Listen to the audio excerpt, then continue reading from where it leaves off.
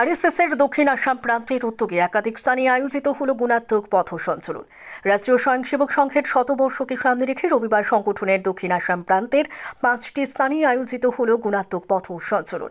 এতে সংগঠনের শিলচর বিভাগের উদ্যোগে মধ্য কাছাড়, দক্ষিণ কাছাড়, পশ্চিম কাছাড় ও লক্ষ্মীপুর জেলা একত্রে শিলচরে এই সঞ্চালনের আয়োজন করে। শিলচর মেডিকেল কলেজ ও হাসপাতালের মাঠ থেকে সঞ্চালন শুরু হয়। বিভিন্ন এলাকা পরিক্রমা করে শিলচর বাইপাসে থাকা মঙ্গল পাণ্ডে চৌক থেকে মোড় নিয়ে ফের মেডিকেলের মাঠে পৌঁছে সমাপ্ত হয়। শ্রীভূমি জেলার উদ্যোগে আয়োজিত সঞ্চালন শহরের রেল স্টেশনের সামনে থেকে শুরু হয়। শহরের বিভিন্ন এলাকা পরিক্রমা করে সুভাষনগর থেকে মোড় নিয়ে ফের রেল স্টেশনে পৌঁছে সমাপ্ত হয়। রামকৃষ্ণনগর জেলার উদ্যোগে আয়োজিত সঞ্চালন হিন্দু মিলন মন্দির থেকে শুরু করে বিভিন্ন এলাকা পরিক্রমা করে রামকৃষ্ণ বিদ্যাপীঠ মাঠে পৌঁছানোর পর সমাপ্ত হয়।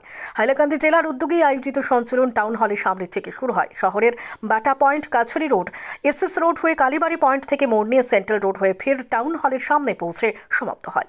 ডিমা হাসাও জেলার উদ্যোগে আয়োজিত সঞ্চালন হাফলং কাউন্সিলের মাঠ থেকে শুরু হয়ে বিভিন্ন এলাকা পরিক্রমা করে পুরনো ডিআই অফিসের সামনে পৌঁছে শেষ হয়। উক্ত সঞ্চালনে দক্ষিণ আসাম প্রান্তের 572 জন স্বয়ংসেবক অংশগ্রহণ করেন। এতে সংঘের স্বয়ংসেবকরা সংগঠনের চিরাচরিত বাদ্যযন্ত্র ঘোষের তালে পা মেলান। বিশেষ করে রাষ্ট্রীয় স্বয়ংসেবক সংঘের সমতার প্রদর্শন পরিলক্ষিত হয় পথ সঞ্চালনে। বিভিন্ন এলাকায় বালক ও তরুণ স্বয়ংসেবকদের সঙ্গে অনেক প্রৌঢ় স্বয়ংসেবকরা উৎসাহের সঙ্গে সঞ্চালনে অংশ নেন।